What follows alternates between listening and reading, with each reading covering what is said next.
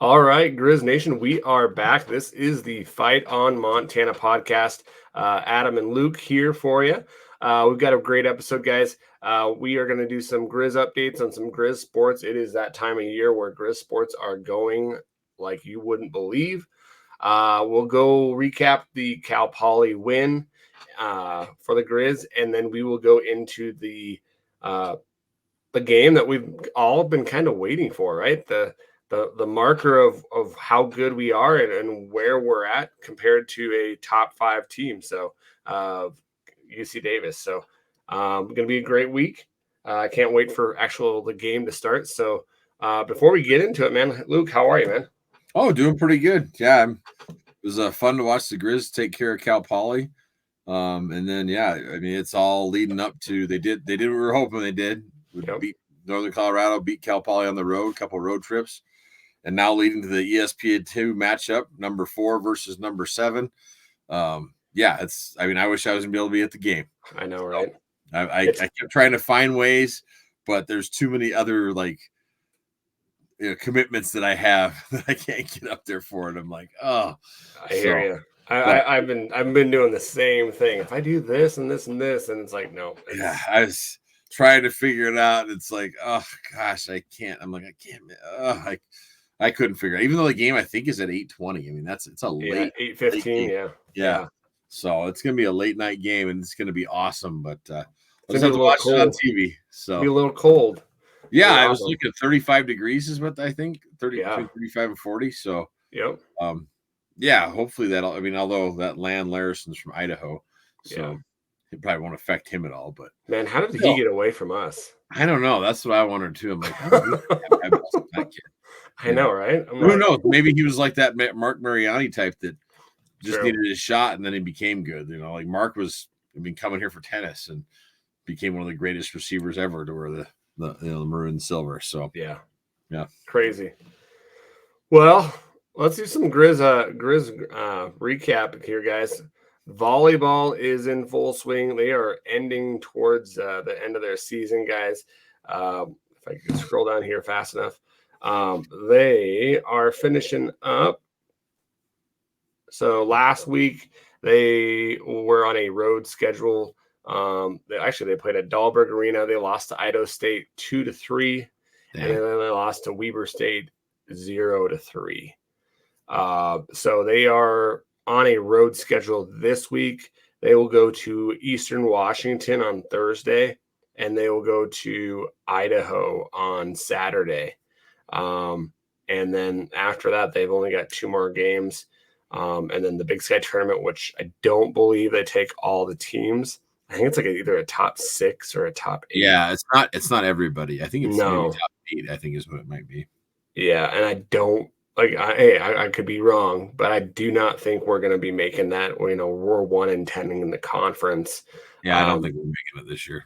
Yeah, I don't see that. So hopefully it's a rebuilding year and we build up and we're better next year. So soccer, guys, if you do not have your tickets, please go support these ladies. This starts tomorrow. Or no, not tomorrow. I'm a day ahead. It starts Wednesday.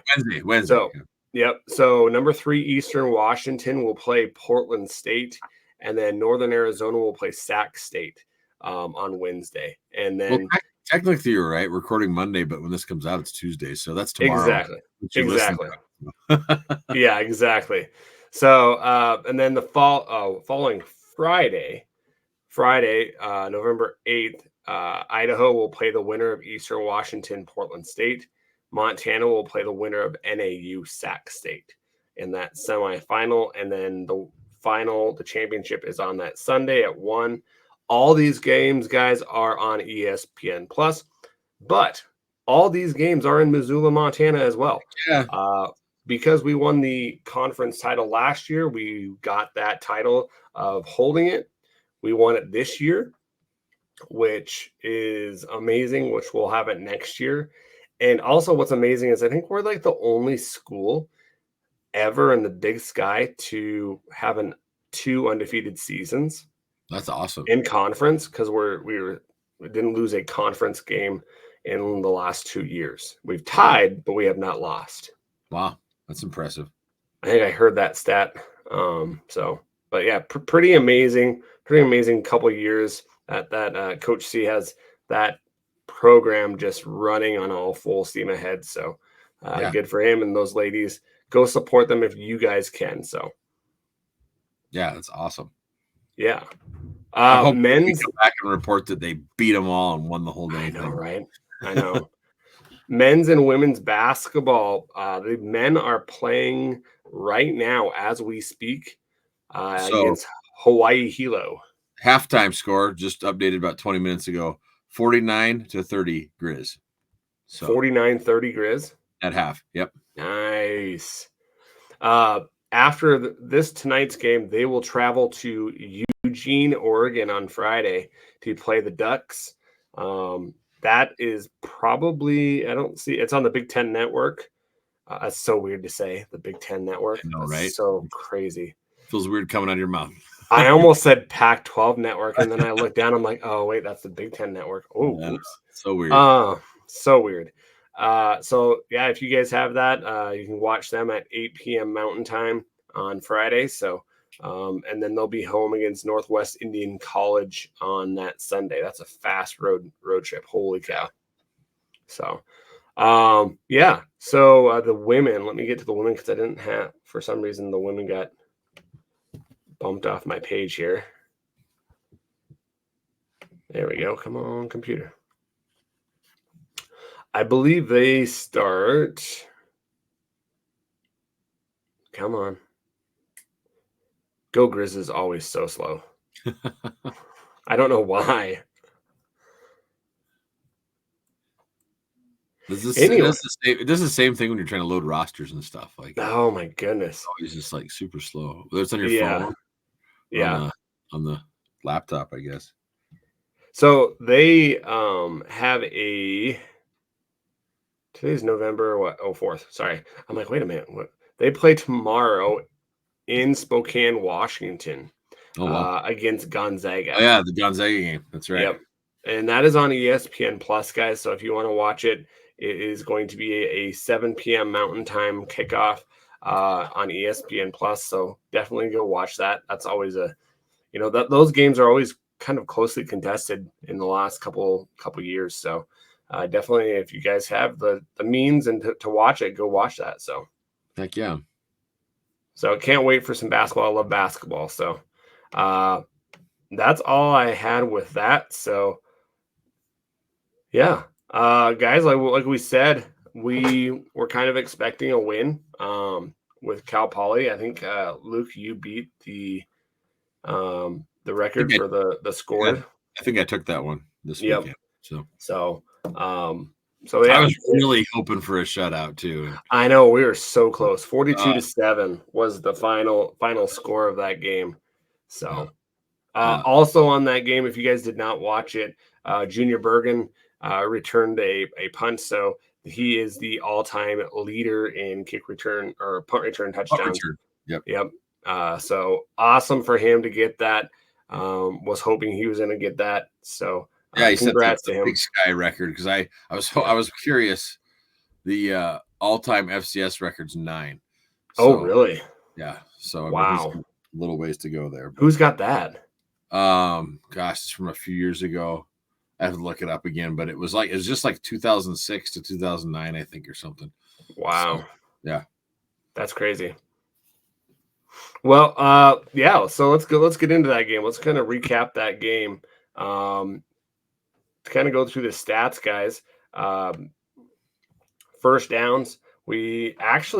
Cal Poly had 19 first downs to our 17 first downs, which is interesting. Yeah, it was kind of interesting.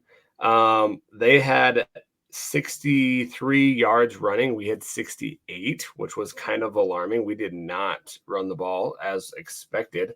And so we were averaging about 2.1 a carry. So even though we had 3 rushing touchdowns, did not get what we've been averaging. So it's kind of like that stat that what Fife had when he had negative yards but 3 rushing touchdowns. Yeah, exactly.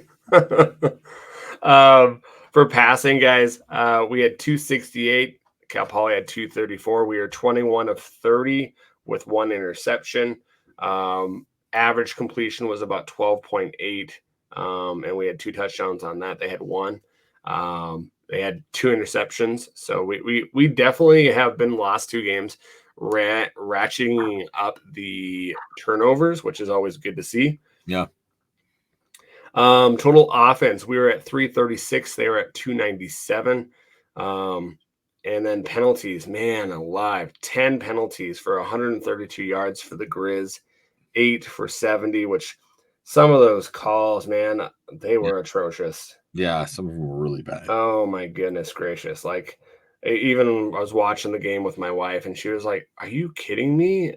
Like, that's horrible." And I'm like, "Yeah, that's horrible call." Welcome to the Big Sky referees. Yeah. So, yeah. Which it was surprising because I think it was either after the game or one of the timeouts. Hauk said it. He said the refs were horrible. Yeah. Which I'm pretty sure he'll get reprimanded for that. Yeah, they were bad. I mean, like the two of you watch him on the sidelines, like he's constantly like barking at him and hands in the air, like, "Are you kidding me? What? Look at what are you doing?" Yeah. So we were doing really well. 42.8 an average punt, and then we were 61.7 on kickoff return or kickoffs. Goodness gracious, can't talk right now. And so 2 interceptions, returned for 29 yards. The possession was pretty, it didn't seem like it was close, but it was. They had the ball for 30 minutes, 24, and we were 29-36. So no, it didn't feel that way. No, it didn't. Third down, this is the huge stat, guys. The third down we were 6 of 11 and they were 5 of 17. 4 of 4 in the red zone. We had 4 sacks, which we probably should have added at least 2, maybe 3 more sacks on that. Which, missed tackles and stuff like that just did not help us with that. So, what were some of your thoughts in the beginning of this game, Luke? Well, I've actually I got quite a few takeaways I've got from this game, I guess. Yeah. One of them, like we talked about the refs, was the tripping calls. I've never seen tripping calls like that, and like those ones, I felt like neither one of them were meant. Like our guys actually got beat a bit, and that's why they were rolling around and they got tripped. It wasn't.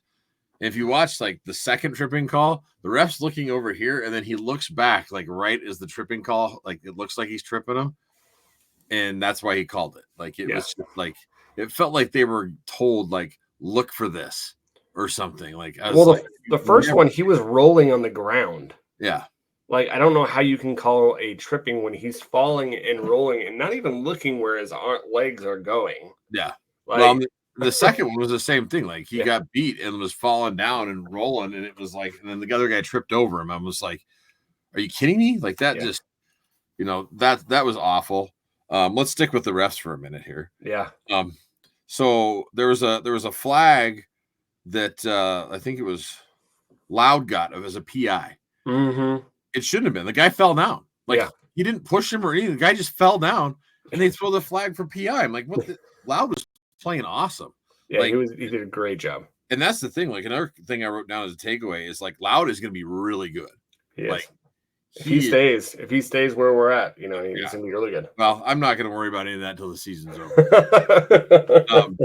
No, like every game he gets better and better and keeps progressing. And so like, I think he's going to work his way into being the starter.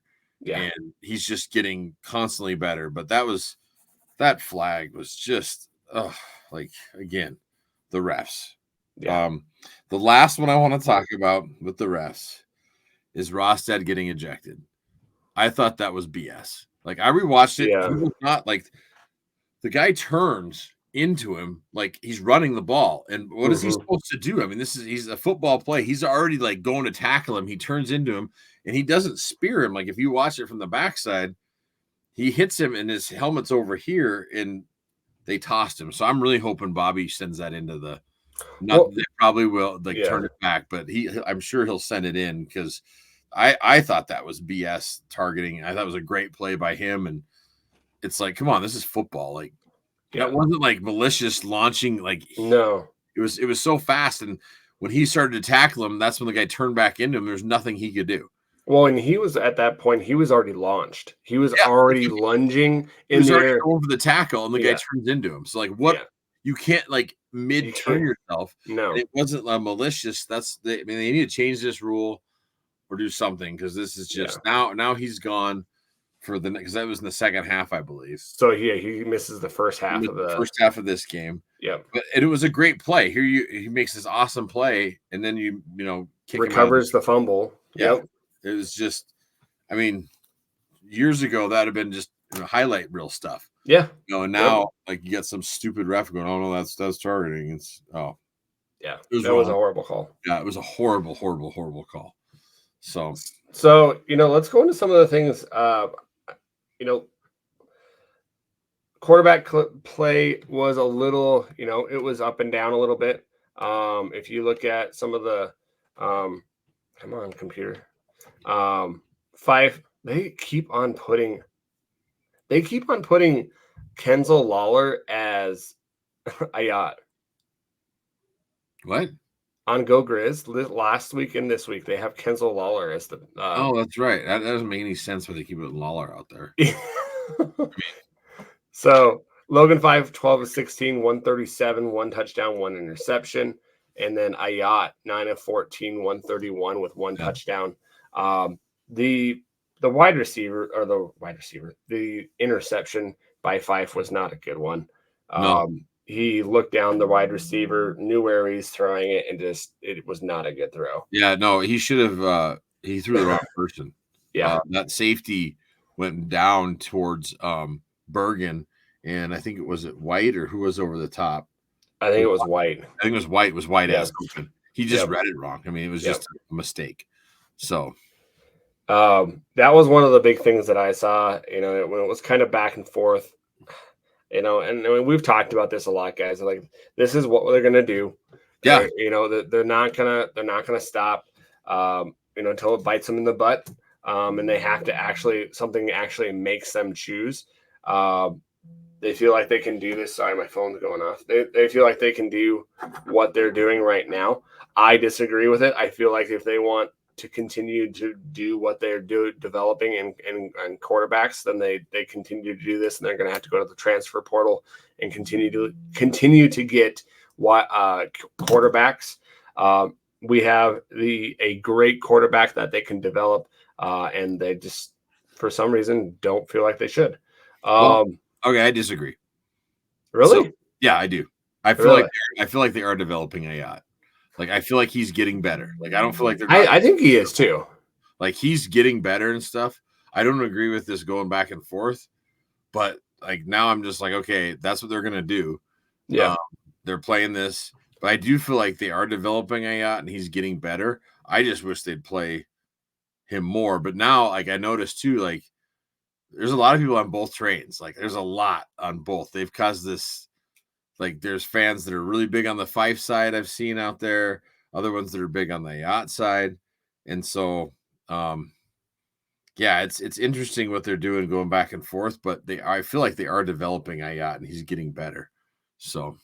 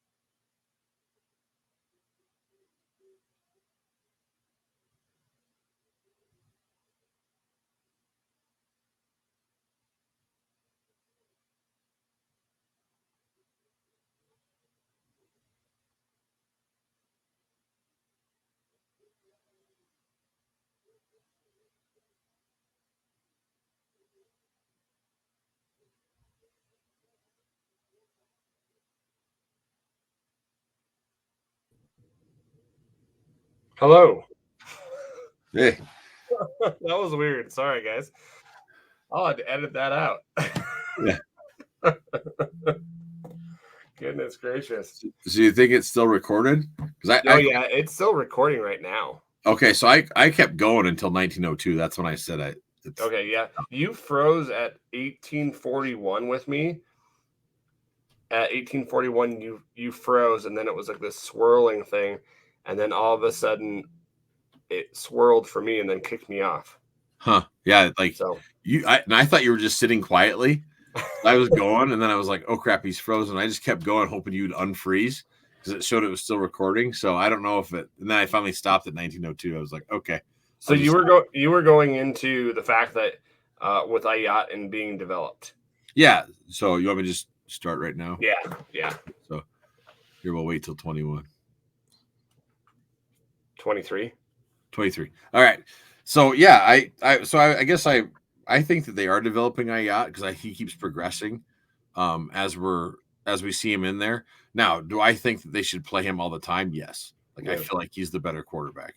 But there's also times when I see Fife out there and the offense rallying behind him and stuff. Like they both, like the offense rallies behind both of them, but then at the same time, like I was arguing with someone.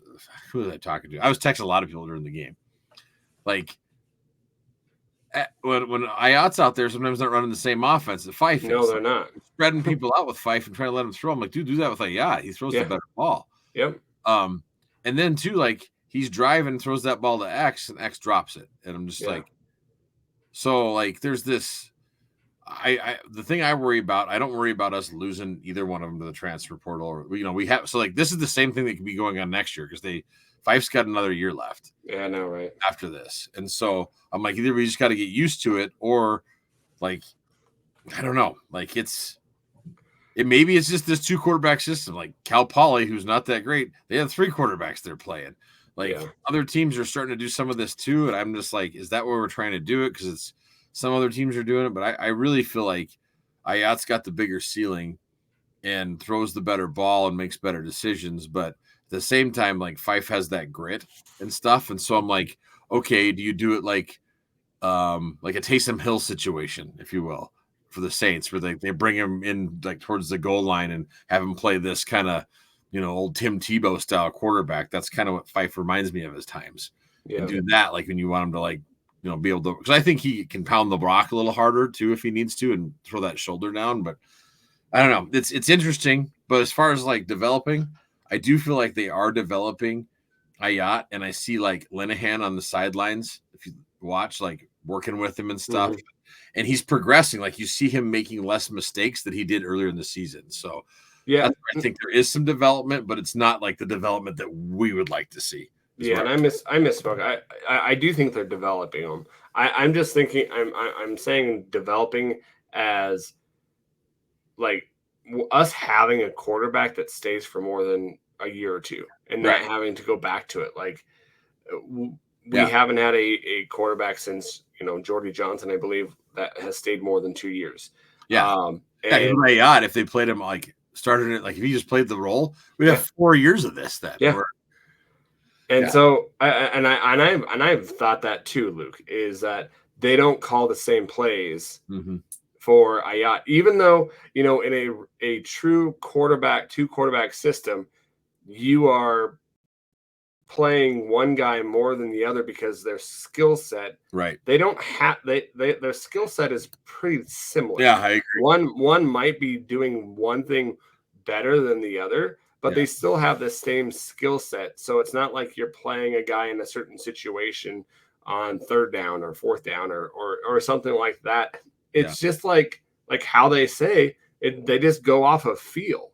And, if you do that for so long, I think you can knock yourself out of momentum and it can. The other thing I worried about at first too was, like mentally for both of them. Like they have to be pretty mentally strong. Yeah. Because they pulled, when Fife threw that pick, he was out. Ayat was back in. Because I wondered what they were going to do, and we're all wondering that. And so, and then what are you teaching that person?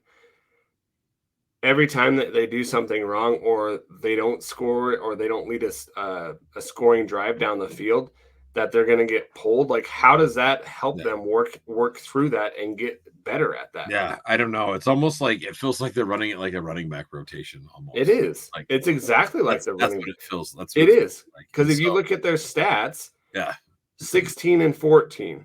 Well, if you look at the rushings, it's 9 and 11. Like it's exactly the same thing. Yeah, it is. And even like the games, like there are a few games ago when Fife played the whole game.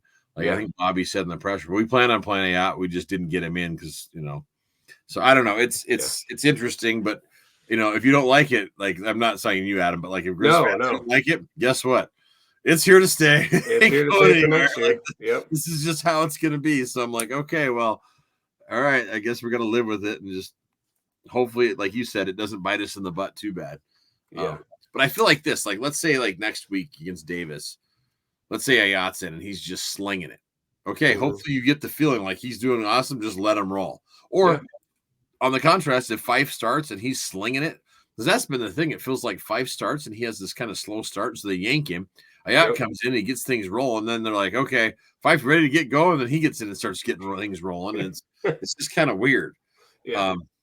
So it'll be interesting to see what they do against Davis, because this is like you can do this dicking around stuff. Sorry about my language, but no, Cal Poly in Northern Colorado, you can't do that against Davis. Like we have to play all three phases of the game like lights out to win this game. All 4 quarters. Yeah, all 4 quarters. We can't do this. Let's spot you a bunch of points like we did against Western Carolina or Weber. We got to start hot and go for it. So if you give this team 14 points, you're not coming back on this team. No, I mean Idaho did a little bit of that.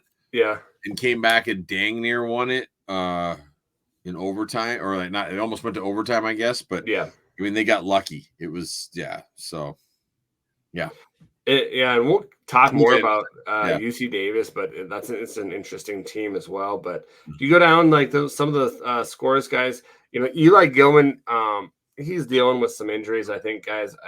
I just really wish they would have held him out. I do too. I think I know the kid wants to play and stuff, but he does look like he's not a full 100%. It's like, okay, keep him out and just let Rocker and Osmo roll. Yeah. And I think that you look at our total, 87 yards rushing was the gain, but the net was 68. Osmo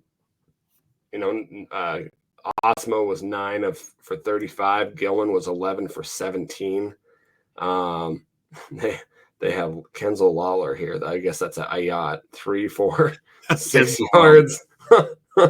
And so, not too great. The push on the line, that's one of the things is we were not getting the push. No. Their defensive line was getting some push on us and kind of pushing our O-line back, which was it was kind of leery because they were daring us to pass. They were constantly having 7, 8 in the box. Yeah. And I just felt like we didn't do a really good job of, man, if that was happening, we should have just had Osmo back there, blocking and just opened it up. Have X, have Bergen, have all those guys go out there and let's just spin the ball around like I know we can.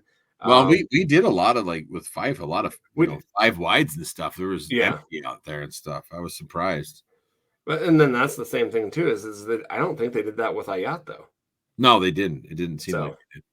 So, but I mean, like speaking of like our receivers, man, White, that catch, that one-handed catch, that catch he made, and just like that dude is so legit. Like every game he gets better and better, and it's just like highlight catch after. I mean, no wonder if like that's Fife's favorite target because that is just like money every time. And I'm so glad he's on the team and he's having so much fun playing football out there. Yeah, like they show him on the sidelines, he's just smiling and just like he's having a blast. It's awesome. White had 6 receptions for 73 yards and a touchdown.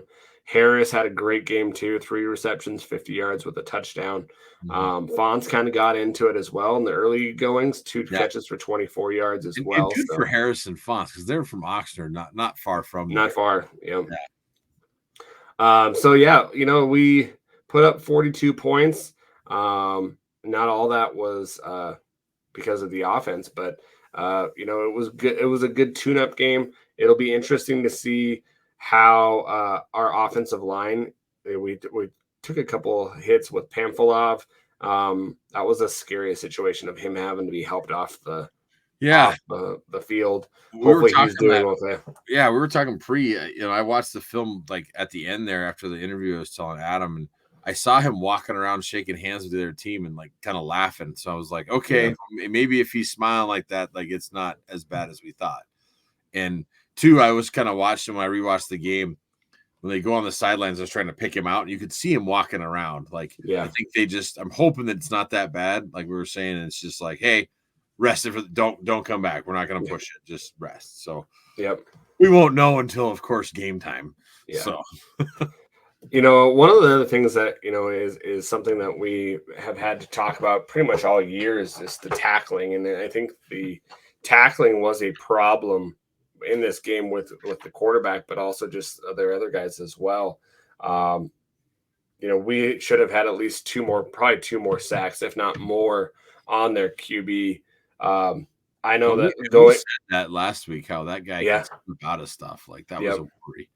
So, well, and it was kind of weird because the Bo Kelly, the guy that we thought was going to be, the guy. Yeah, was not. That surprised me. Like, and when he got in, he played much better, I thought, than the other. He played a whole lot better. So I don't know what the deal was there. I didn't either. I was like, okay, this is good for us. Was he in trouble? I was like, did he get in trouble? I thought he was hurt at first or something, and then I don't know. That was weird. That they didn't.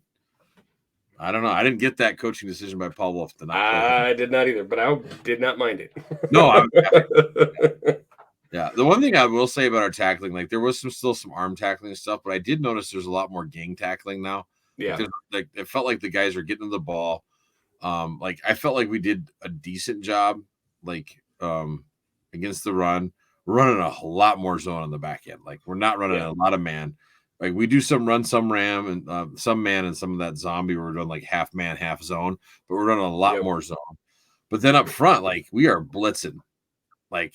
Yeah, a lot. Like Riley was getting through there and stuff. He was. And then we're doing a lot of twists too on the D line, and so like all that stuff helps with the confusion, and it's allowing us to, be unblocked at times and make some of those blow up plays. So, well, and Riley had a couple of those plays where I think he surprised himself by getting in how easy getting in so fast. Yeah, getting in so fast, and just was like, oh wait, there's the quarterback. Yeah. Well, there was one sack that Terrell missed. Falls down, gets back up, and then makes the play.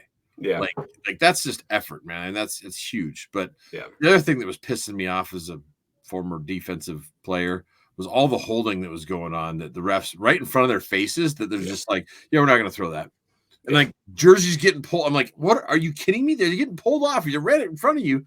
Yeah. And they're like, oh no, that's a face mask or that's something else against the Griz. I'm like, what are you doing? Like they're it was driving me nuts. Like just. This is probably one of the worst ref games I've seen. I mean, that's saying something for a Big Sky game. Yeah, just terrible. The other thing too, our defense, I think they did a good job, was they Cal Poly went for it so many times on fourth. Like I was amazed, like how many times they were like going, and we stopped them for the most part. Like what was that? I don't know. Did you read that stat off their fourth down conversions? I may have missed it. Did. Let me go. I'm right here. I'm going back to it. But they did have quite a few fourth down. I mean, they were one of 4. 1 of 4. Okay, but I mean, it's like even 4 times. That's a lot for 1 4 fourth down. I mean, that just felt like a lot. So I think they had to because they were 5 of 17 from third down conversions, and they're probably saying to themselves, "Well, we're right here. Let's go for it on fourth down. Let's go for it." So another thing that I noticed while I was watching, and I think people have been seeing this, old Gubner walking up and down the sideline in a coaching uniform. So we found out he's kind of doing a graduating assistant thing, helping out with the D line and stuff. So I think the guy's awesome. super talent. If he's interested in getting coaching, awesome for the coaching staff to let him get on staff right now while he's still trying to, see if he can make it in the next league. But maybe this is his next step. And man, if that's the case, like that's awesome for our D line, because there was another D lineman I noticed out there. Is it Mason? I think Jacob Mason. Yeah, he's a freshman, I believe. Yeah, he was a transfer from Washington. Yeah, that kid looks good.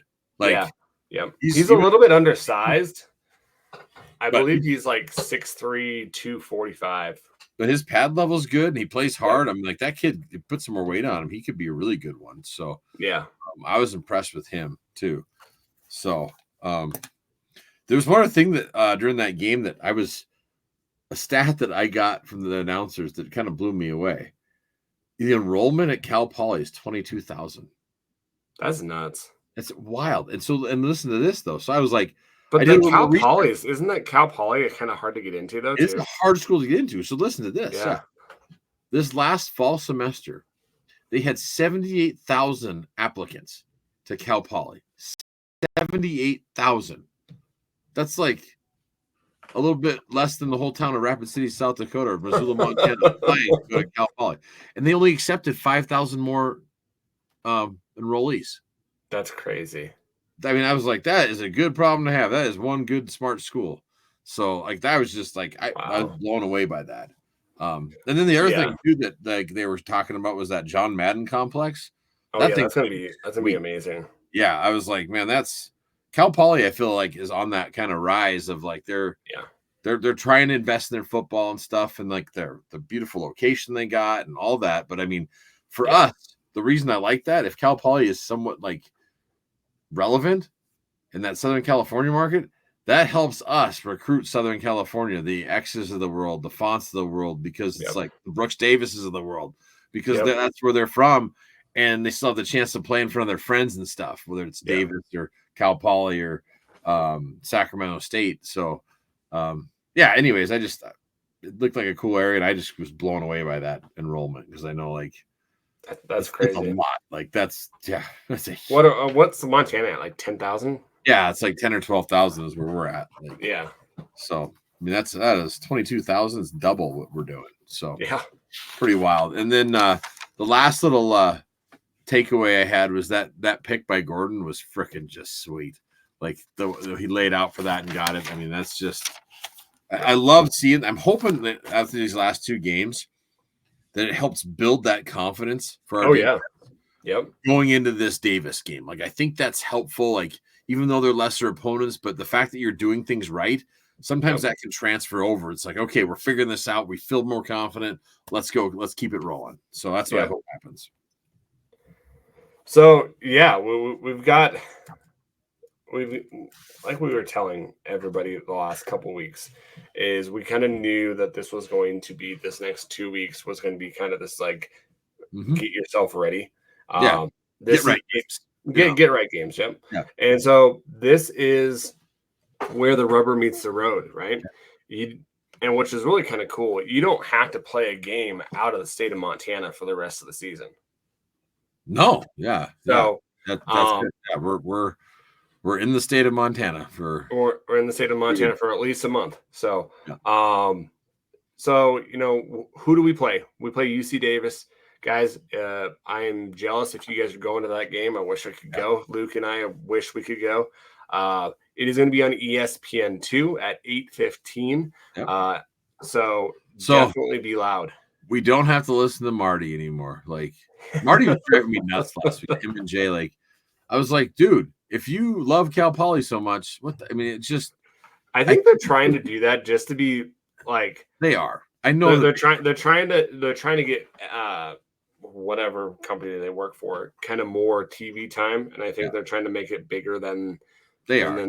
But I guess I look at it as it's probably the Griz network that you should be probably maybe doing that a little bit, but most of it needs to be about Griz. Yeah, I mean it's so I think that they're trying not to seem like they're homers for us, but it swings so the other direction that it's just like, oh my gosh, you guys. Like, I mean, it's where they're like, well, if Cal Poly can do this, they got, they can take the Griz. It's like, whoa, man, whoa, okay. Yeah. So I'm excited just to have a little ESPN too, because those guys will really keep it even, and Jay won't call the wrong names all the time. And It was so funny. One of them, what was it? I can't remember. It was on defense, and he's like, "Oh, blah blah blah blah," the tackle, and Marty's like, "No, that was blah blah blah." He's like, "Oh, I am sorry." yeah. Like, oh my God.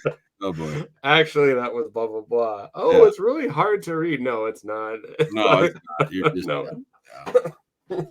Yeah. So, the last thing though, too, with Junior's return, he set the record, but he also got Big Sky Special Teams Player of the Week. He did. I think that's awesome. That's awesome. So, yeah. Hopefully he can get a couple more. That'd be sweet. That would be.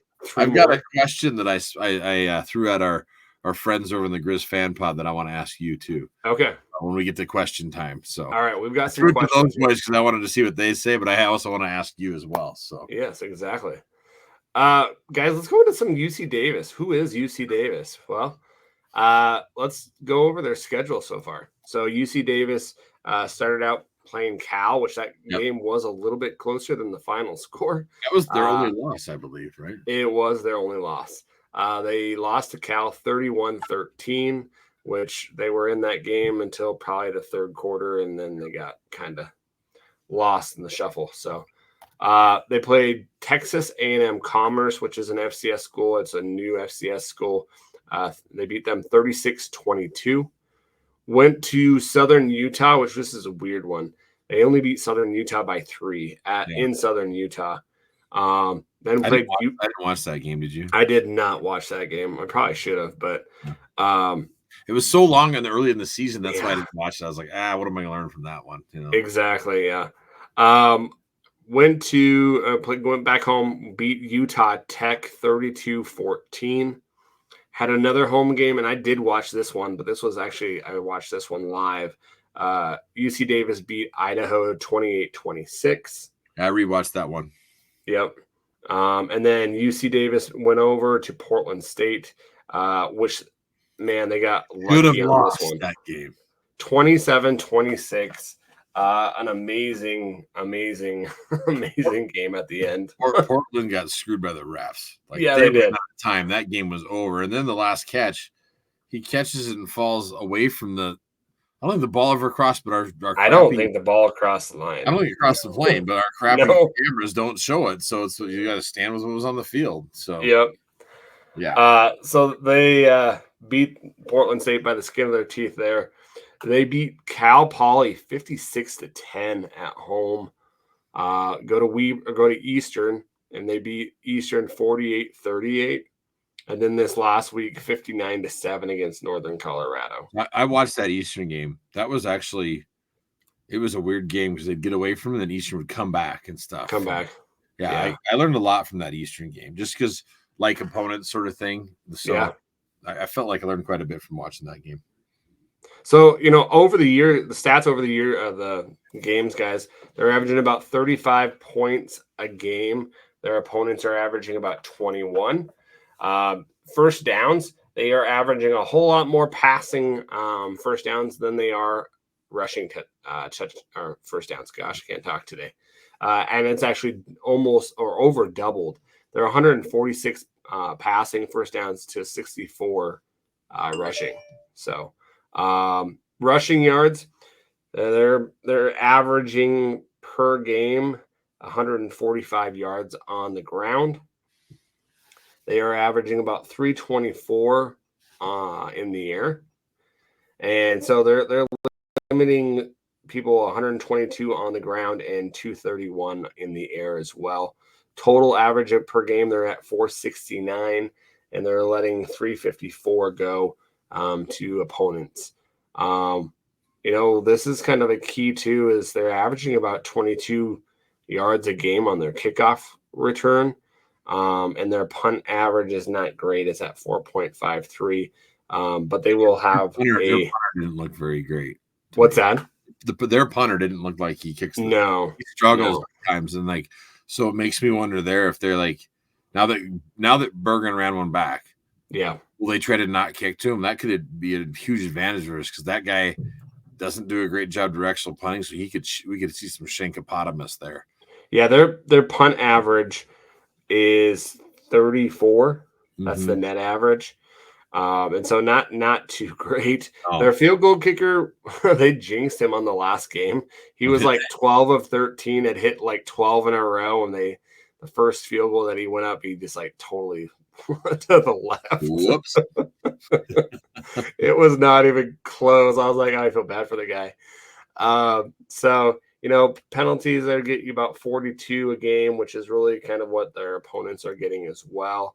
Time of possession, it's really pretty even, 30-12 to 29-42. Third down conversions, they're about 46%. They're allowing 37. And they're not great at fourth down conversions. They're 2 of 10, so 20%. And they're allowing teams to get 66% on fourth down. So that's interesting. What's that? So that bodes well for us then. Yeah, that really is interesting because if we don't get it on third down, I could see us going on fourth down, especially at home. Especially if we're on our side of the field too. So yeah, going in. They've had 12 fumbles that from opponents, and they've recovered 6 of those. They are 36 of 42 in the red zone, with 24 of those being touchdowns. So, that's pretty good red zone. Yeah. Scoring. So, guys, one thing that we need to look at is some of the guys that they have. That's where I've got lots of notes on is the different players that popped out to me. Yeah. So let's go into the offense first. And let's go into the passing. So it's kind of a tale of 2 years, man. Miles Hastings, he has had a up and down career. Last year was not his best year. The year before that, he was like all Big Sky, I believe, maybe first or second team. This year's he's having a lot better year. Over the 9 games that he's played, he's 226 of 329. That's just a little bit below 70%. He's about 68% on his throwing. 23 touchdowns to 6 interceptions. He's averaging about 311 through the air. But if you do get to this guy and kind of make him kind of get off his feet, he does not like to get hit. No, he doesn't like getting hit. When he's got time, he throws a nice ball and he makes good decisions. In fact, in the RPO game, he does a good job reading the line and stuff and knowing whether to hand it off to land or keep it or throw it. So he does a good job there. And so my take on him is we need to blitz the hell and I wrote this down. I go, make life hell for him. If we can blitz him and we can get like Riley back there, just knocking him around and some other guys. That's when he has the hardest time. You start putting pressure on him.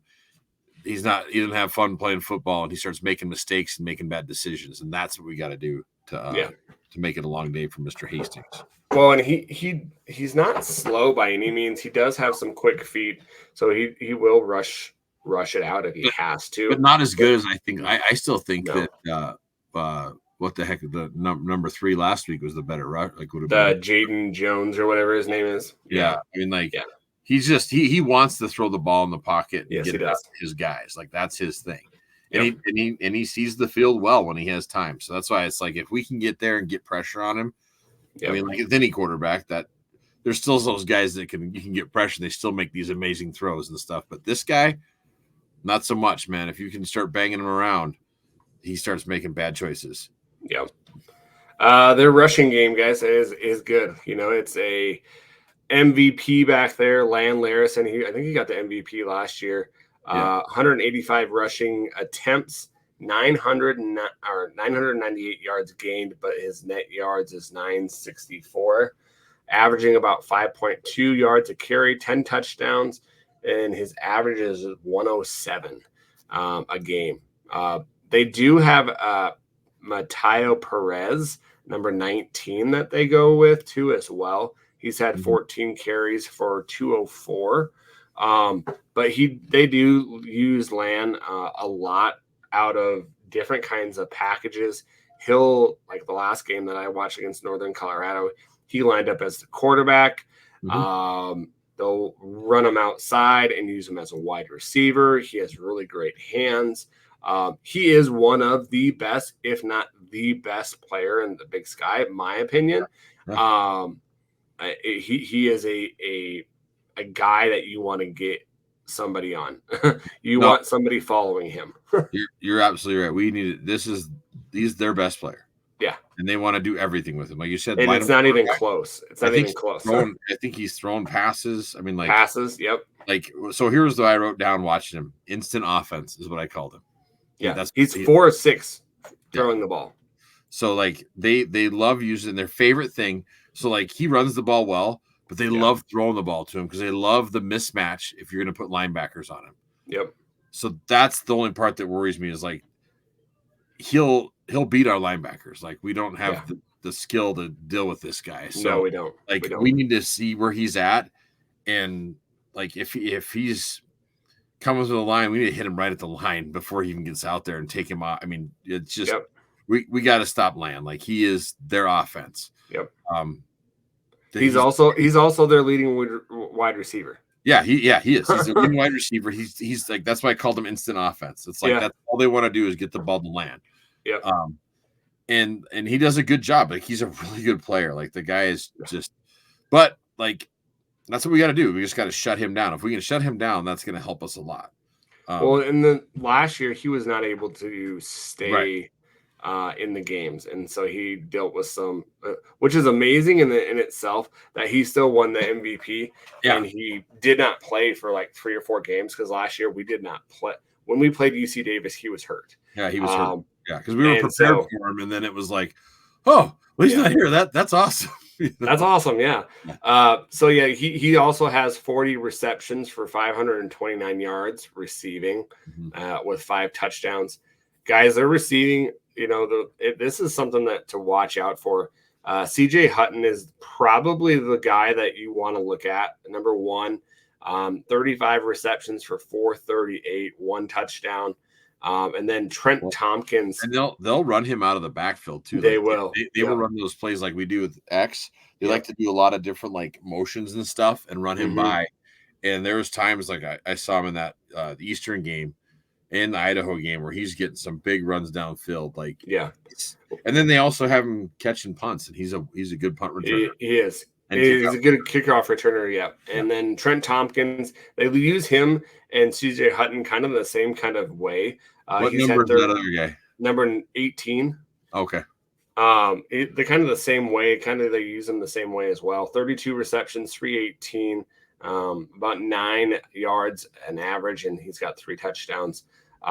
They distribute the ball really well over their wide receiving core. And then they just like try to sprinkle in their wide receiving core, and then they'll just boom, boom, boom, Larison, and then he'll just take over. Well, and that's as soon as you start like focusing purely on Larison, they hit these other guys like number 4, Chaz Davis. Yep, he's good like too. That dude is solid. Like he's really good too. Is what I put down. He's 6'3", 210. Like he's a big receiver. Yeah. And then there's number 8 too. Like what surprised me is number 8. On film, he looks a lot bigger than he is. He's only like 5'10". 5'10", yep. But on film, like I thought he was like 6'2". Yeah. He's going up, and his name's Batu is how you pronounce his name. Yep. And that dude is catching balls all over the place too. Like they have really good receivers, so it's like they've got a lot of offense, and so it's gonna be. That's why I'm glad that our defense has got a little confidence going into this one. Yeah. Because they're gonna score points on us. Like they're. Yeah, I don't care who you are; these guys are going to put up points, and so it's that we got to be that bend but don't break defense if we have to, and just stop them from, putting too many points up. So and that's going to be interesting. That's going to be a challenge in itself because this team's good. They're number 4 in the nation for a reason, right? Yeah, I agree. So they have 1 loss, and that loss is to an FBS school. I tell you what, though, what an opportunity for us to show the nation what exactly. I mean, if we want to, if we think who we are, if we're trying to prove that we're in that top 4 still, and that some of these other things like the Weber loss was a fluke, and the UND like debacle in the Show second up. half of the fluke. Let's Like show up. we're back. Yep. Let's do it. I mean, this is usually when Bobby's team play the best balls in November, and so Yep. like this is a great opportunity for us to show out, like and beat number 4 team in the nation on national TV too. You want to talk about recruiting and stuff? Exactly. At 8:00, this is the game that's going to be on everywhere. Oh yeah, this is the game that's going to be on. There's not going to be another, maybe 1 or 2 games. Oh, in fact, I'm going to look just to see. Yeah. You want to start talking about defense? I'm going to just defense. Their defense is a really good defense. It's not like one that you're going to be like, oh wow, they just blow you off, but they're just solid everywhere. They've got a really good backfield. Their linebacker, David Meyer, is their leading tackler. He's got 78 tackles, 5.5 tackles for loss with only a half a sack this year, but he's got 3 interceptions. So he really moves really well. He's 6'1", 230. Which number is that? Number 9. Okay, yeah, he's one of their good ones. Yep. And then he's got Rex Connors. He's a DB. He's a junior, 6'1", 210. He just is all over the field as well. Yeah. And then Porter Connors as well. He's the brother of Rex Connors, so he's 6'1", he's 220, Utah, I believe. Yeah, Pleasant Grove, Utah. Yeah. And so they both, with those guys, Rex Connors has got 2.5 tackles for loss with another half a sack, and an interception. They got 4.5 tackles for loss for Porter Connors and another sack with 2 interceptions. So they've really been taking the ball. They're 1, 2, 3, 4, 5. Their 5 leading tacklers all have interceptions. Yeah. And so, if you look at it, they're either going to be DBs or linebackers that are going to be their guys that are leading them. And so that's interesting. What I saw when they were playing over in Colorado, they had a 3 front. Okay, so yeah, they were playing 3-4 mainly against Eastern.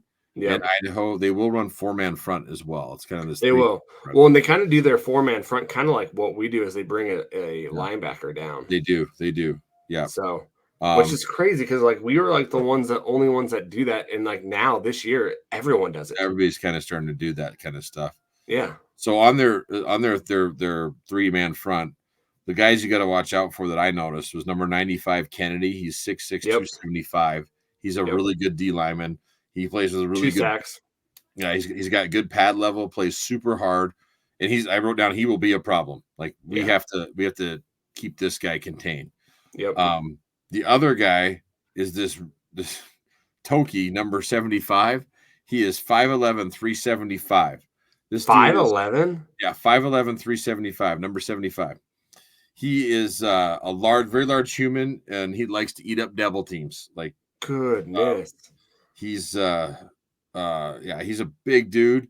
They even will play him as fullback at times to blow up the hole, like the old Fridge Perry. They didn't hand it off to him, but they had him as fullback trying to blow the hole up. So nuts. The other thing that I thought was interesting, when I watched both of these, the film on them against Idaho and them against Eastern, their defense in the second half got tired. They did. Yep. Yep. I saw guys with hands on their hips at times, walking back to plays. Yeah. Like their defense definitely didn't feel like they're as conditioned. No, and that's what I wrote down here too, is we might be wanting to kind of do no huddle a little bit more than we usually do, just to kind of get that. Because that's the one thing I noticed is like I said, they get tired a lot, especially down like that third and the fourth quarter. Like they're really getting gas, and teams that are running fast on them, like Eastern. That's what was helping Eastern get back into this game, was the fact that Eastern started running that quick pace offense, and they were making mistakes on defense, not getting the right position, and that's how they were getting guys open. Yeah. So I think if we can do that, whether it's Fife or Yacht, like I think we have receivers that can be mismatches for their DBs. I do too. I saw that with Eastern. I saw that with Idaho, and I think we have better receivers other than Chisholm than both those teams that could get open. And so I think we could have a big day in the passing game. Like I think we could really see our guys making some big plays because there's that opportunity. So so my theory is, how do we win this game? We need to keep it close up through the first half. Like we got to play. We can't spot them 17. We got to keep the score close, even if it's, let's say, 10-10 at the half or 14-14 at half. That's going to be a win for us, because the second half, where teams have, like Portland State and Eastern and Idaho, dang near beating them, it's all been in that second half is when it kind of that you're going to get your opportunity. And so we gotta keep it close in the first, and then in that second half is where we can take advantage and hopefully take them down. Well, and like just looking at their offense and their wide receivers, a lot of their yards after catch are huge, right? So that they are speedsters, that they've got really good skill. We really do need to tackle well on their wide receivers, especially Larison. He is not afraid to drill you. No, that dude's he's a grown ass man. Yeah, like, he's not gonna run around you. He's just going through you. No, yeah, he's gonna run through you. And like the thing that scares me about Larison the most is these wheel routes that he runs out of the damn backfield. Yes, I saw it against Idaho, and they run on this motion and throw you off, and then there's Land going down, and he's wide open. You're wide open. You're just going, oh crap, there it is. Yeah, and Hastings hits him. Like that's his guy. That is his favorite person out there. And so like we need to put someone on that's just like the prick on our team. That's all they do is follow around and just they're a prick to Larson all day, and they just follow him. I think that's like, I'm like, why don't we just do that? Like just we did that with Justin Ford once. I think it was just Chisholm. They put him on him, like just mess with him, follow him. Yep. That's their guy. Like if you can take him out, you got a much better chance of taking him down, because he's their number one guy in offense and everything. Like they love him. So, and why wouldn't you? He's an amazing football player. He's a stud. He definitely is. Really good. It's going to be interesting. It's going to be interesting to see how we react to some of the things that they do. Just because. Did you see the play that they ran to, that stupid crap that we like to run, where they had all the linemen over here and they had like three of their guys? So they'll run this kind of Daffy Duck weird stuff formation, and these weird formations and stuff. And we're snapping it right to Laris, and that play blew up on them. They got penalized for it, but it's like they like to do that goofy stuff, especially with Land. Like it's gonna be interesting. It's gonna be interesting what our defense. If we want to be in this game, we have to play our best game to this point. Yeah, we have to play. We have to play all four quarters, be good in all phases of the game. The one thing I will say, with their punting and stuff, if they do try to punt to Bergen, I think he can get another one this game. Like I do too. I really do too. Eastern was doing well against them in the punt game and the kickoff. Like there was a lot of good opportunities that Eastern had. And even Idaho in that game, they were making run backs. So I'm like, I feel like I wrote down, I was like, Deck. I go on special teams, Bergen, X, or Deck should all have good opportunities to score. Any of them. All of them could do that on special teams. Yep. So that could be the X factor right there. If we can play really great, that could be our X factor that gets us over that hump and wins us the game. So and I think, and also, being at home too is going to help. It's especially a night game. Game.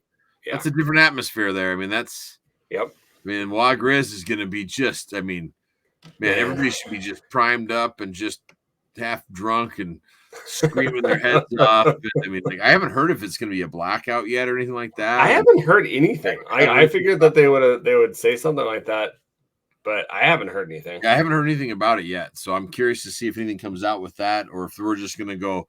I actually prefer the old solid, just maroon tops, and especially when we're going on national TV, it's like let's just get the guys' names in the back of their jerseys, old schools, and just go out there and beat the hell out of these guys. So exactly. Yeah. Well, I've got some interesting stats for you here. Coming back up. Sorry guys, my internet's been kind of weird today, but so you guys already know 8-1. UC Davis is 8-1, 5-0 in the conference. Man, if you guys have not looked at some of the conference log jam, You got so just to let you got the neighbors at 5-0, UC Davis Yep. 5-0, Montana 4-1, Idaho 3-2, Northern Arizona 3-2. Northern Arizona's really got a really good shot if they kind of finish out to make the playoffs. They were still receiving votes and stuff for the Yeah. You got for Idaho ranking. State. Idaho State at 2-3. Weber State at 3-6, which is just nuts. They've fallen off of the face of the earth. That loss and the UND loss really kills us because UND is not doing well at all. Well, but UND still has they have games like us. Yeah, they do. Yep. They got USD, SDSU, and MDSU still all on their schedule. So Yeah. they can either return really bad or they could all of a sudden they could be upset makers. And I think 2 of those are at home. Yeah, and 2 of them are at home too. Yeah. So, and so they play way better at home than they do on the road. They do have a better advantage at home for sure. So, but the other thing that's surprising me is Sack, man. Like I keep hearing people want Thompson's job and stuff. And my buddy Andy is doing a good job out there, and I just think they're on like that of a rebuilding year, and I don't know. I was just surprised that people are like they want him gone, and then too like that they think that they could go play in the Pac-12. I'm like, well, we kind of saw that last year when they they made the playoffs, but remember last year they kind of had some. Their team was not cohesive, and they had guys doing weird things, and I think Andy kind of has had to kind of go through the stupid, as they say, and kind of get the guys that he needs there. Yeah, because he's still playing with all those guys that what's his face who's at Stanford now who's not doing a great job at Taylor. Yeah, I mean all those guys out of there and get his guys. So anyways, it just surprised me. That's one of my biggest surprises, I guess, this year. I thought Sack would be better. Yeah. So UC Davis, they are the 3rd scoring offense in the league, right behind the neighbors and us, at 35.89 points a game. They are the 4th ranked defense, right behind us. We're 3rd at 354.78 yards a game. They are 3rd in scoring defense. They total plays. They are number 1 in total plays, total offensive plays. So they've got 469 yards in average. So some of these, you look at some of their offensive statistics are just out of this world. Well, stats are one thing, and I after watching them against Eastern and Idaho, I didn't watch the Portland State game because I didn't want to. I just kind of threw that one out. Yeah, but they're beatable. Like they are. They do mistakes and stuff. Like they're definitely beatable. So and they tend to, when they get hot, and then they'll have these like cooling off times where they just do stupid stuff. Yeah, and like they'll just like not use Larson, and they'll just be like, oh, let's just put this other guy in. They did that a bunch in the Idaho game. I was like, I was watching that. I was like, where's Larson at? I was like, is he hurt? And then all of a sudden, they start playing him again. I'm like, yeah. I don't understand some of their decision makings at times. No. Some of the things that are weird. They are the 3rd pass defense efficiency. So they are 3rd in the conference, right behind NAU and the neighbors. So with efficiency there. I was trying to get the turnover margin. Well, I know like a few years ago, if you remember this, I think Davis is ranked like 3 in the nation. We were like 10. Yeah. We went down there and beat the crap out of them. Yeah. Like beat them good down in Davis. So like, I don't know. I got a good feeling about this game. Like, yeah, I got a really good feeling about this game. Like, I feel like coming off these two games and getting back to Washington Grizzly Stadium and them having to travel and be a late game here out in the cold a little bit. And I just think the environment's going to be awesome. And it is going to be awesome. Yeah. I think it's could set up for us to make a statement. I mean, I could be wrong, but that's how I'm feeling. Like my gut's saying, like, we're going to come out, and just play the best game we've seen all season and get the W. So question for you. Mm-hmm. Over under 70 points. Under. I've got over. I think it's gonna be under. You think it's gonna be under 70 points? Yeah, I'd put the over under at 62. Really? Oh, now I'm kind of like thinking about my score. Dang it. That's just what I'm feeling. So okay. All right. I got a high scoring game. you want to do the scores? No, it's okay. We'll get into that. We want to go predictions first and then questions. That's what I mean. You want to do your sure. Yeah. What is it? My turn to go first? That doesn't matter to me. I've had mine written down all day. So what's the versus score? Okay, so versus, and so I wrote my score down and I looked up the versus, and I got one score, like I said, is exactly the same as versus. Versus has the Griz winning 34-32. 34-32. Their over-under was 66.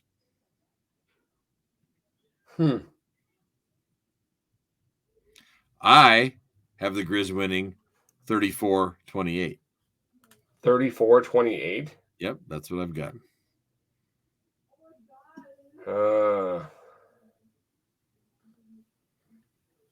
Oh, man. What do you got? Say it. Okay. I'm just going for it. 40-36. Griz? Griz.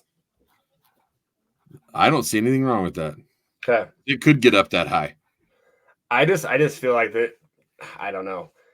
It could very well get up that high. Like the reason I didn't, I was looking at like that Idaho and that Eastern game, and that's where I came up with my score. I was like looking at those ones. Yeah. And that's where I came up with 34-28 was after I watched those two games. I was like, okay, here's where I think I looked at it like I think if we can hold them to 28 points, we can win. And then and then I was like, where do I think we'll end up at? And I think we could be at 34. But it could easily be what you said, 40-36. Like I could easily see that too. Yeah, and I think it's it could be a damn track meet, and it could be like one of these Pac-12 after dark 55-51 games or some stupid crap like that. So I just think like I think that our defense has gotten better. I just there's if they play their cards right, there's some things that they can kind of do to us that I don't think we're ready for. And I think that we're going to need all the offense that we can get. So here's my other question, I guess, with our defense is like, I wonder, like, because we've been saying this, like this Davis game's the game coming. So it makes me wonder if the coaches didn't spend a little extra time on the bye week or something going, hey, you position coaches, let's worry about, take a little extra time and look at these guys. And like, I wouldn't be surprised if we haven't been, because even Bobby said last week, it scared me. During I think it was the coaches show or something, like Northern Colorado, that they didn't spend any more time. No. Oh, okay. Last week during the coaches show, or one of them, he was talking about Davis. Yeah. And he goes, we didn't talk about Cal Poly. Yeah. Like they were already looking at Davis. Like, and he's always like, we can't look ahead. But I was like, whoa! I just heard some of the things he said. Sounds like he's looking ahead. And so I was like, oh, crap, don't look over these Cal Poly because we need to beat their ass first. And so I have a feeling the coaching staff has already been trying to game plan for these guys and like had this game circled going, hey, this is the big one. I want to go. You talked me into it. I want to go lower now. Nah, what was your score? Sorry, I forgot it. 34-28, Griz. 34-28. I like your score at 40-36 because it very well could be that high scoring. So yeah, you're not far off of what Versus said. They said 34-32. So yeah. Okay. Yeah. Well, I like it. I'd be happy with your score. I'd be happy with any three of these scores. The fact that it's a W, that's all I want. That's all I want. So that's Well, and just to think of it, guys, if we win this game and next game, no matter what happens, I think you get I would think a top 8 seed. I would think no matter what going into the I think I saw something that Sam Herder even said that he feels someone was giving him a hard time, and he goes, actually, I think the Griz are going to go 2-1 down the stretch. They're one loss to Bozeman, and he goes, I still think they'll get a top 8 seed. Yeah, I think so. I think that they would have to. Yeah, because I mean, you're beating the number 5, the 4 team in the nation, right? Yep. And then if the games, I think you got to keep it close against the neighbors. But if that happen, I still think you get a top 8 seed. So, you had asked what other games are on. So at the same time, you've got Fresno State versus Air Force on Fox Sports 1. You've got BYU versus Utah on ESPN. BYU versus Utah on ESPN. Yep. And then you got Davis versus Montana, ESPN 2. And then Utah State versus Washington State on the CW. So this starts a little bit after. How does that game get the CW? I don't know. CW's been showing a lot of games this year, like a lot of new games. I don't know if I think it's because the whole Pac-10 network went down, with the dissolving of the conference, and so now the CW is picking up a lot of games because there's that's weird. The CW, Mountain West, like Pac-12, old Pac-12 games and stuff. So, but I mean, if you look at these games, like right now, Air Force is favored by 10. The closest one they got Utah favored by 4, giving 4. BYU's favored by 4. Fresno State was favored by 10, and then you got Washington State favored by 20. So I mean, like the best game out of all those is actually the Davis Montana game. Yeah, as far as like good football. So yeah. Okay, I got some over unders for you. Ready okay. For this? Yeah. Okay. Passing touchdowns for UC Davis. Over under 3. Passing touchdowns? Yep. I'm going to say under.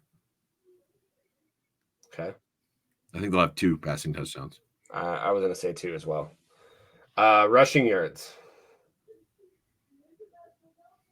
Over under 250.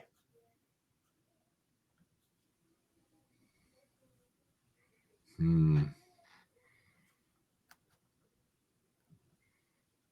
going to say under on that. Okay. I think it's going to be over. What's your passing one? What's that? You have your new passing yards? Yeah, I had passing yards next. So passing yards, over under 300. That's what I think it's going to be over. You think it's going to be over? Yeah. Okay. I think it's going to be under. I think we're going to be under on the rushing, and it's going to be over on the passing. Okay, I think it's gonna be the opposite. Larison's gonna run, and we're gonna get pressure on him and have interceptions. See, and I worry about Larison catching the ball. That too, yeah. That's why I think that they have the over on the passing, because I think we're gonna stuff him on the run, but then we're gonna get caught in that damn wheel route against the linebacker, and that's what worries me. Here's the one that I think it's gonna be pivotal. Interceptions over under 3. For us? For UC Davis. Like they're gonna have 3 interceptions.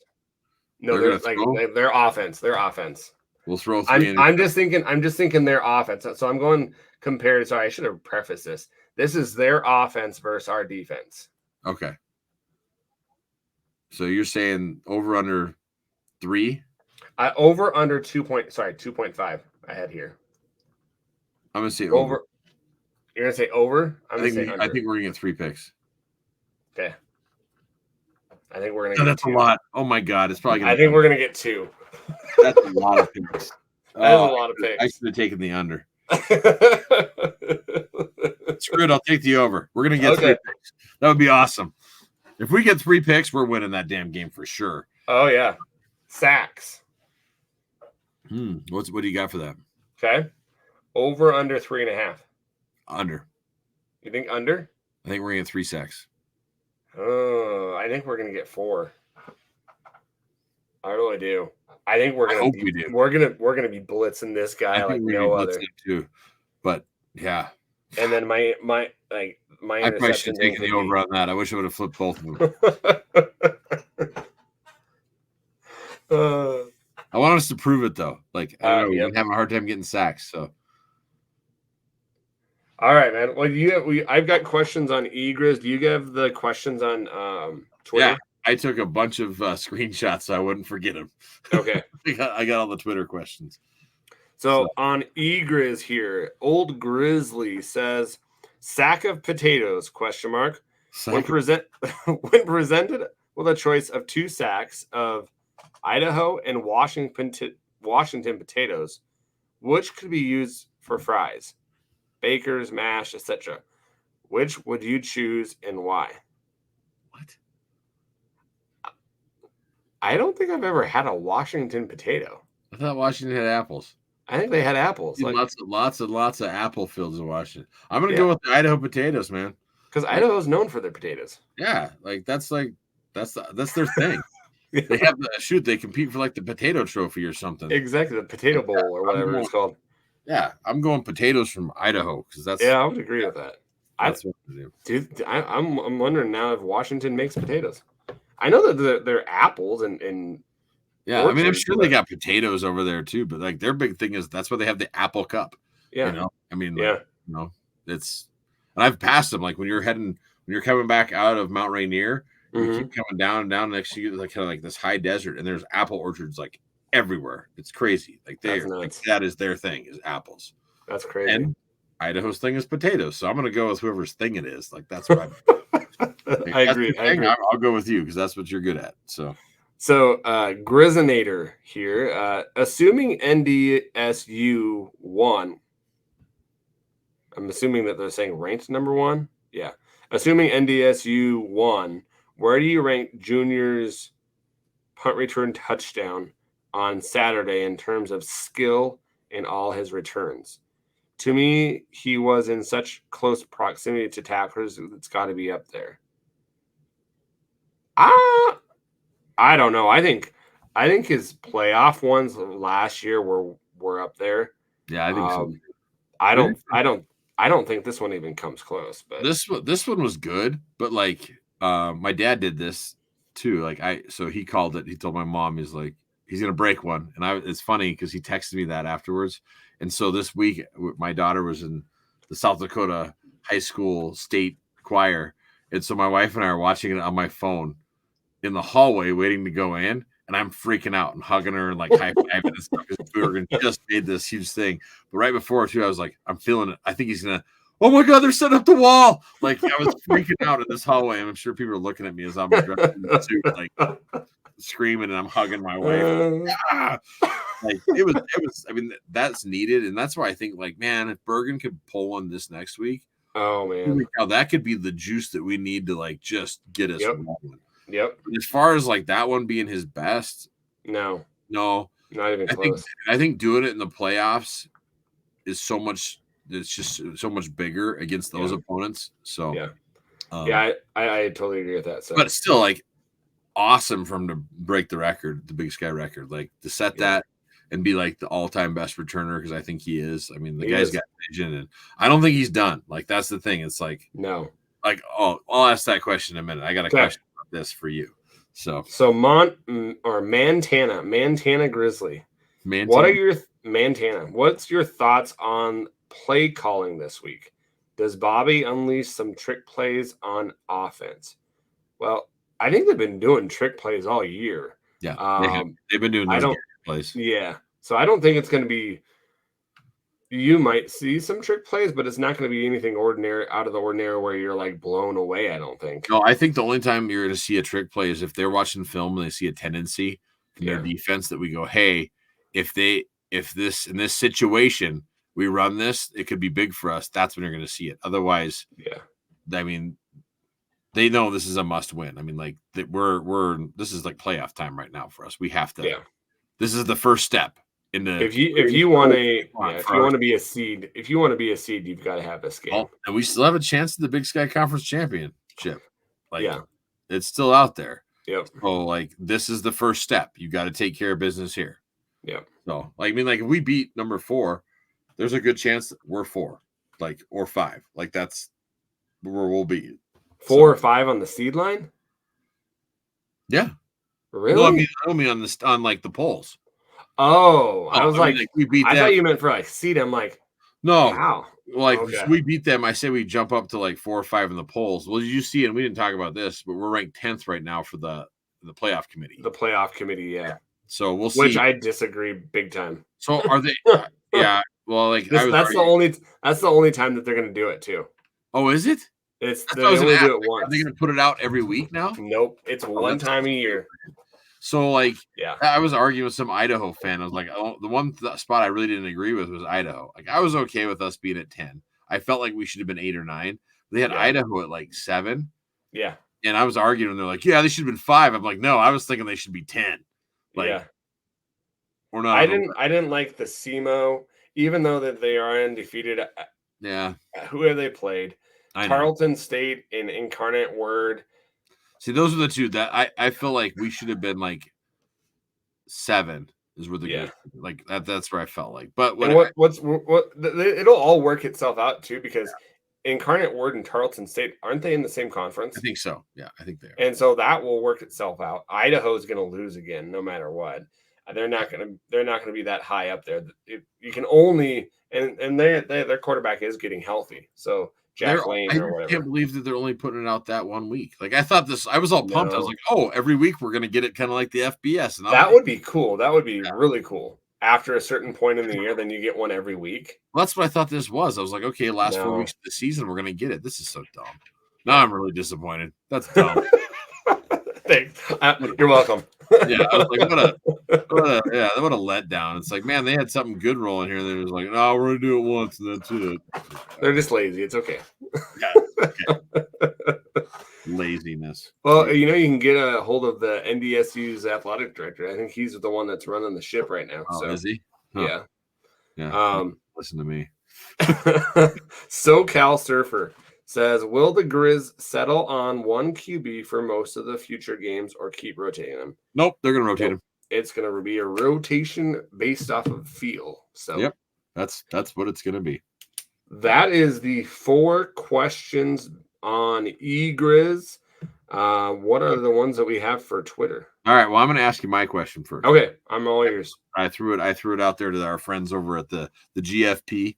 I said, now that Junior got his first return TD of this season, how many more do you think he's going to get?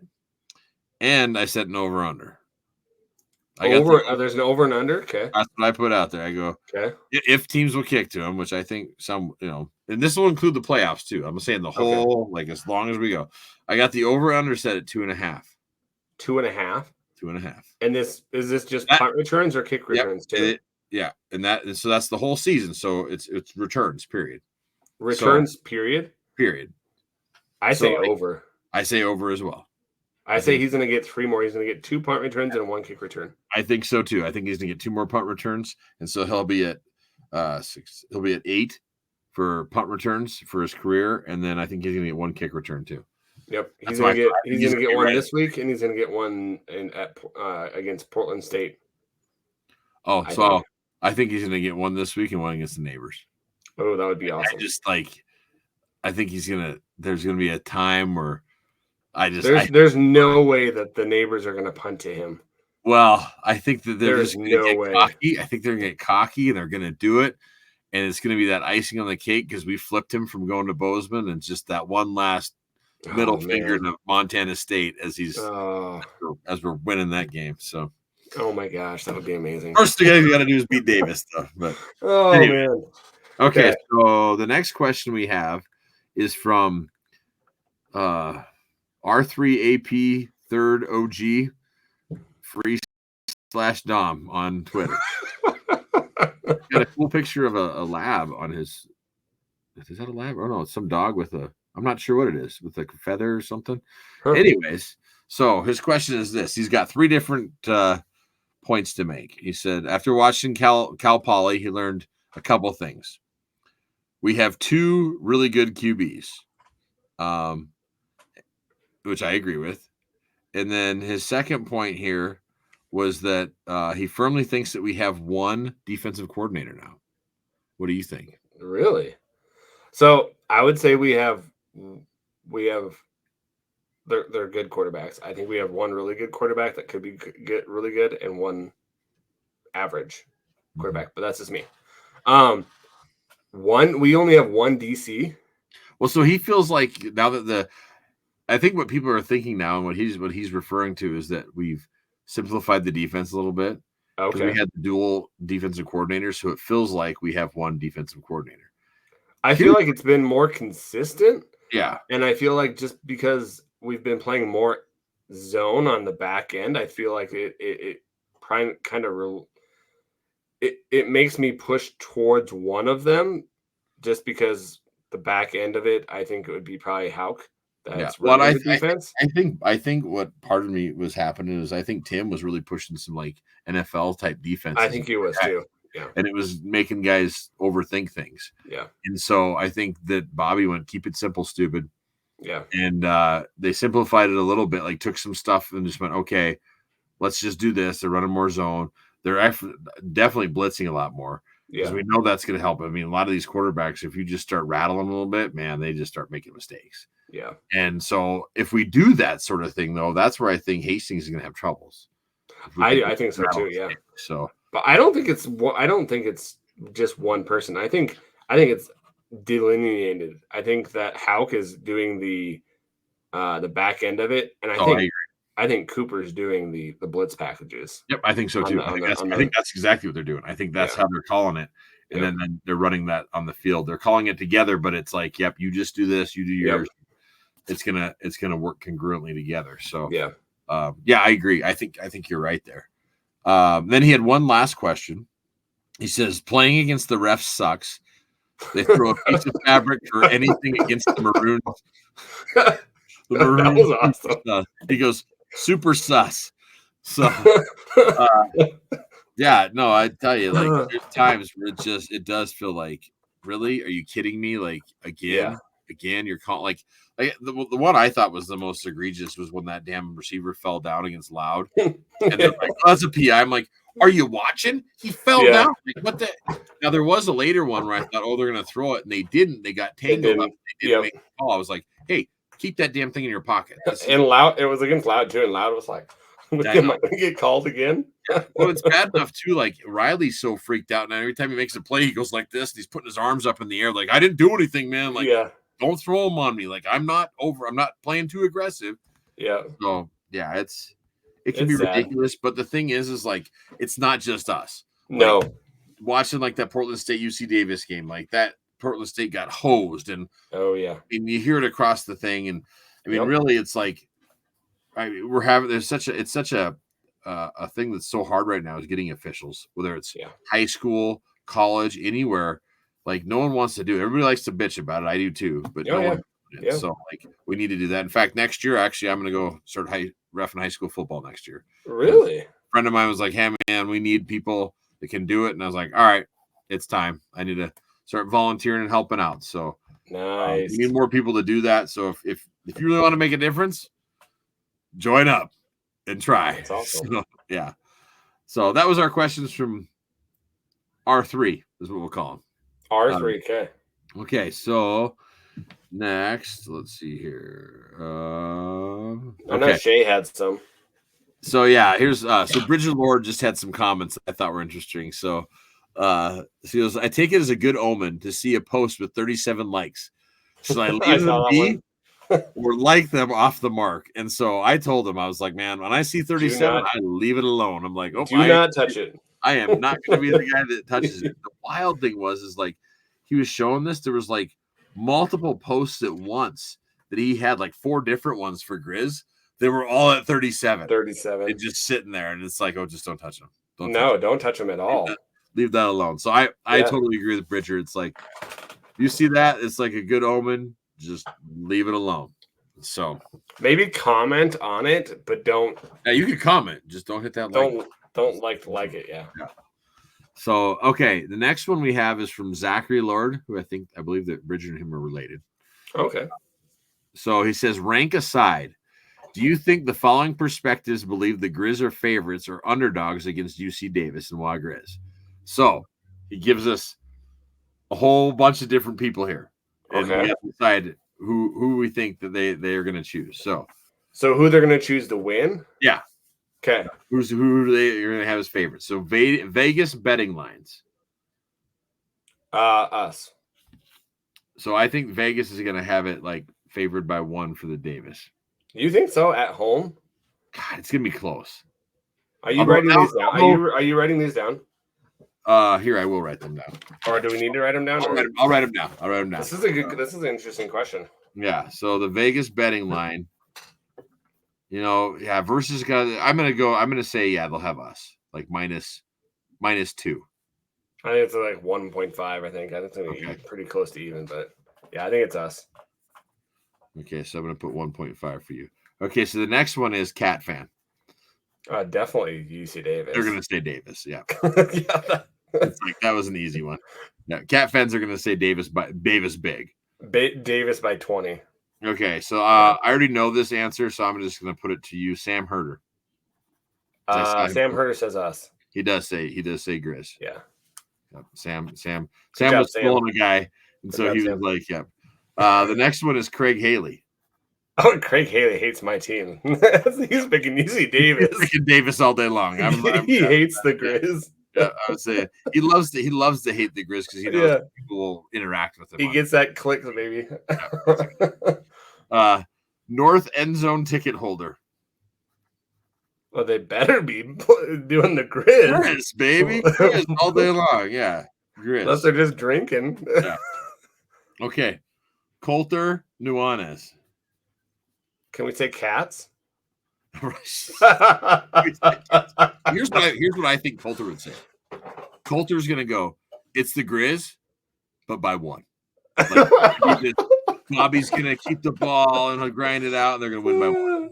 So that's what I'm gonna say. I would say Griz by one is what Coulter would say. What do you got for Coulter? Oh, you said Cats. I think he'll pick the Griz, but I just have to give him a hard time. I know. Okay, the next one is Riley Corcoran. Oh, he's picking the Griz. Yeah, he's going Griz by 14. Is what I'm going to say. Oh, by 14. I say he's gonna do it by 10. Griz by 10. Okay, we'll see if he puts points out there. But sometimes does he? I always miss his. Does he say? He never does. So where they'll do it is like sometimes during the pregame. I don't hear it online. They have him. He doesn't post it. It's like the 2 hour show that they do with Denny Bedard and stuff. When Denny will have him over there, sometimes he'll corner him and be like, "Hey," he'll make Ace Sauerrein and put scores out there. Yeah, and he'll have Riley do it sometimes, and that's where you have to catch it. See if they have to catch Riley at the right time, and he'll throw where his score will be. I always see Sammy's or Aces, but I never see. Yeah, and you don't always get a Riley's, but every once in a while you catch him and get him to do it. So, and finally, Bobby Houck. Oh, of course, Griz.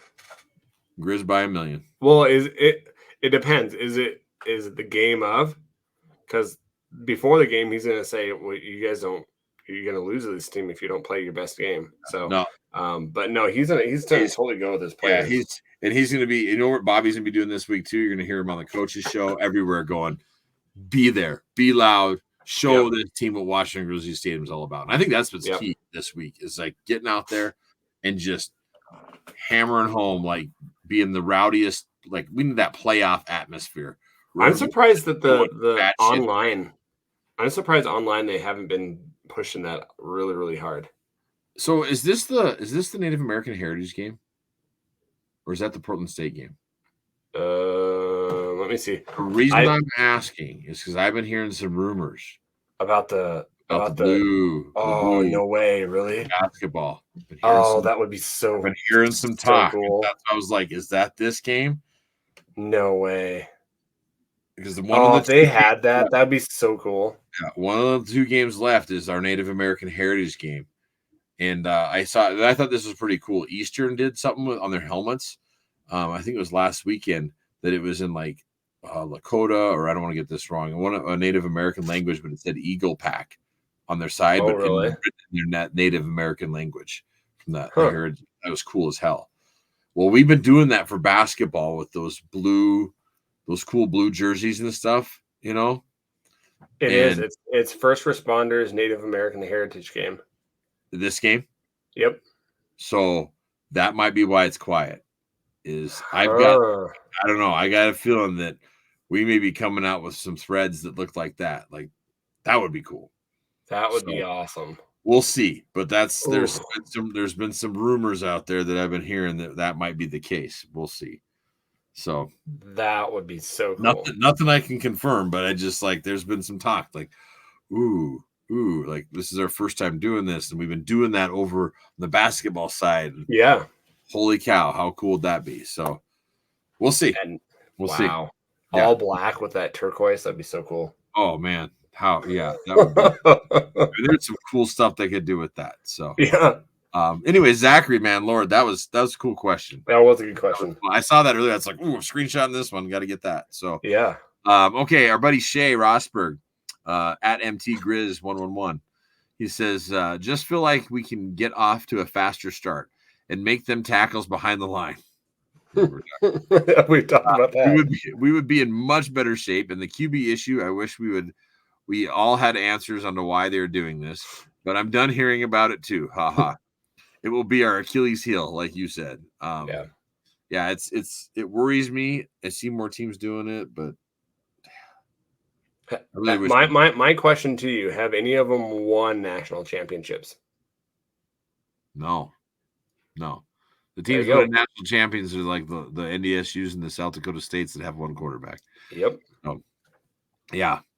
But as far as tackling, I feel like we're getting better. We're getting tackled a little bit. There's still some bad tackling, but there has been improvements. Yeah. And we better be ready to tackle land because that guy runs. Oh my gosh! So I saw him truck a lineman. Yeah, he's a force. So yeah, hopefully we can do something about him. I think that was all the questions. That was all the questions. Awesome.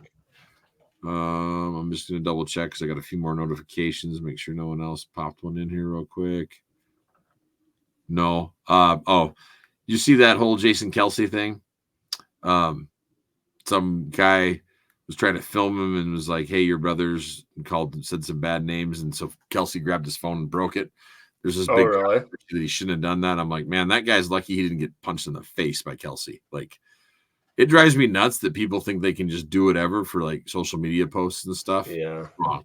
The old F around and find out. Like, that's what was going on there, and like, I don't know.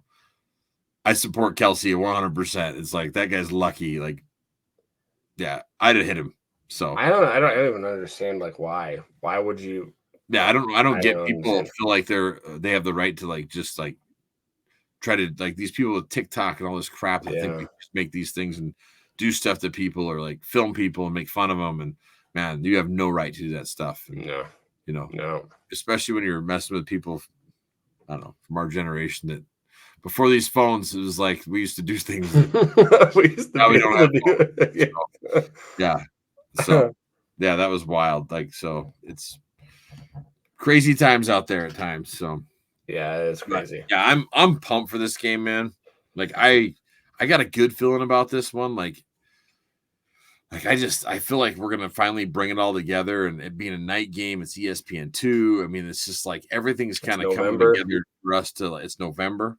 And we play our best ball usually then. Like, I just feel like it's all coming together for us to put on a show on national TV. And Bobby likes doing that too. Like, he knows all the other coaches in the country are watching him, and he knows so many of them and stuff. And I mean, like, for instance, when we beat Washington, he said he had like over 1,000 texts and stuff. Jeez. And so, like, as much as he don't like the stuff out there in the press, like, he likes showing off the Montana Griz. Oh yeah. And what an opportunity we have to go and be the underdogs. Like, he loves being the underdog. And that's one thing, like we talked about Coulter.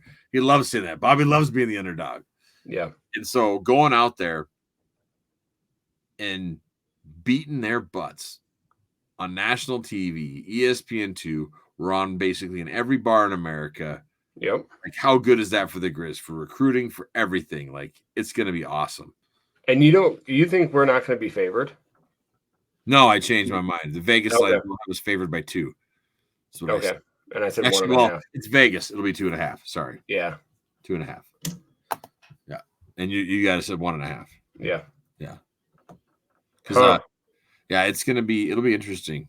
I don't know. I'm excited. I can't wait for the lines. The lines will come out tomorrow usually. I think Rainey usually posts those. It's like the Montana betting lines or something. Yeah. They always surprise me because every time I think I know what it's going to be, I'm like, whoa, okay, that's not what I thought it was going to be. Yeah, like, it'll probably come out. It'll probably start as us favored by 7.5 or something. I'll be like, what? Or flip the that would be crazy. I think that's high. Yeah, even that's for what I'm saying. A lot of times, I think it comes out really high. Like, because usually how Vegas does it, like, if you're the home team and it's even, they give you 3 points. Yeah, it seems like. So, I don't know. Yeah. Huh. So, and then We saw earlier to this week too. We got that awesome O-line commit. Yeah, I forgot what I'm not gonna be able to pronounce his name very well. I think I got it right here. It was let's hear. Kaikoa. Okay, here we go. Kanakaloi. That's what I think. Hey, that sounded great. He's an O-lineman from Kapa'ai, Hawaii. So 6'5", 340. Yeah, huge. I mean, that's a big boy. That's oh my awesome. gosh! I love that we're recruiting the islands. Hawaii again. That's awesome. We had Kamakana on our team, Kelly Bryant, like some big old Samoan Hawaiian island kids, man. That, oof, that's awesome. Like, yeah, we got the Hawaiian connection again. I love it. That is awesome. Yep. We've said that for a long time on here. Yeah. So we always wanted that to come back. Yeah. So. I'm so glad that we got it back. So yeah. That's awesome. Well, guys, like always, rate, review, and subscribe to the podcast wherever you get your podcast at. We are on Spotify. A lot of you get us on Apple. You can also watch these beautiful mugs on YouTube on the FCS Fans Nation YouTube channel. So get us there. If you guys want to get a hold of us, we love interacting. So get us on Twitter at Fight On Montana. You can get us on Facebook. You can get us on Instagram. You can find us on our personal ones on Facebook as well. Yep. And yeah, we like interacting. We are not going to be like, oh, don't interact. We interact all the time, especially during games. Like if there's a question you have that you want to ask, but you don't even want to stay anonymous, just tell us. We'll ask your question. We'll talk about it, and that way you can get your answer. So yeah. So we have 45 reviews on Apple. 45. That's awesome. So yeah, I think we've got more than 45 viewers out there though. So let's get those up, guys. Get those 5 stars on there. Okay. So also, guys, thank you for listening. Luke and I get blown away by, we don't do this for a job. We don't do this for anything other than we love just talking Griz sports, Griz football. Absolutely. And some of the things that people have said have blown us away. It's awesome. It's crazy. Makes us feel, gives you the goosebumps and stuff sometimes. Like, I'm like, wow, people really like listening to us. Like, we just really like talking Griz football, and like, it's an outlet for both of us to talk about games and go over everything. And like for me, like I love watching film and breaking down the film still and all that. And the fact that people like this, like that's so cool. Like, and if you don't like it and you think we're horribly wrong, tell us because we'd love to hear it. Feedback is good feedback. Like if there's something we suck at, like let us know. Like we can. It's all coachable, man. Exactly. Like, and if we think you're wrong, and we think you're, we'll let you know. We'll let you know. Once you're a cat fan, I'm not going to listen to you anyways. No. All the cat fans love this mug right here. Oh, guys. Well, we will catch you on the next episode. But always, go Griz. Heck yeah, go Griz.